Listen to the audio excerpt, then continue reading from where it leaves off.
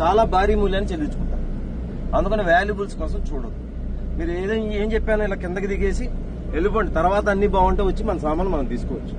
రెండోది, మొన్న మార్కాపురం దగ్గర యాక్సిడెంట్ అని తెలుసు కదా మీ అందరికి. 14 మంది ఎగ్జిస్ట్ దగ్గర 3 ఇరుక్కుపోయి ఉన్నారు. ఎగ్జిస్ట్ ఎమర్జెన్సీ ఎగ్జిట్ రోడ్డు అంటే ఏం జరుగుతుంది, నేను ముందు వెళ్ళాలని 3 దానిలో ఒకలే పడతారు. ఛాన్స్ రెండో మనిషికి. ఆ 3 ఏం చేశారు, వెళ్ళిపోయి వాళ్ళు ఇరుక్కున్నారు. 3 1 by 1 వెళ్ళుంటే 3 సేఫ్ అయ్యేవాళ్ళు. వెనకాల కూడా నాకు తెలిసి ఇంకో 2-3 ఎఫెక్ట్ అయ్యి ఉంటారు. అందుకని కంగారు ఉండకూడదు. ప్రమాదం జరిగినప్పుడు మనం ఎంత ధైర్యంగా ఉంటే అంత మంచిగా బయటపడాలి. ఓకేనా? అయితే మీరు అందరూ నాకు ఇవన్నీ పాటిస్తారు మంచోళ్ళు. కానీ నేను రోజు వచ్చి అందరికీ చెప్పలేను, కొన్ని బస్సులు మిస్ అవ్వచ్చు.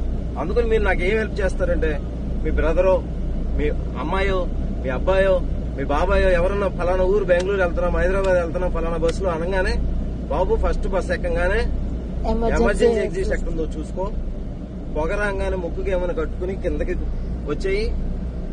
వాల్యుబుల్స్ కోసం టైం ఇచ్చేయద్దు. తొక్కిసలాట తూపులాట లేకుండా ధైర్యంగా బయటపడు అని చెప్పాను. ఇప్పుడు మీ ముందు ట్యాంక్ అండ్ డ్రైవ్ చెక్ చేశాం కదా. డ్రైవర్ గారు పర్ఫెక్ట్, డాక్యుమెంట్స్ పర్ఫెక్ట్, బండి పర్ఫెక్ట్, లగేజ్ అంతా చెక్ చేసాం. ఏమీ మీకు ఇబ్బందులు అన్నీ ఉన్నాయి. కాబట్టి మీరు చేయాల్సింది ఏంటంటే చక్కగా హ్యాపీగా నిద్రపోయి హ్యాపీగా ఇంటికి చేరాలి.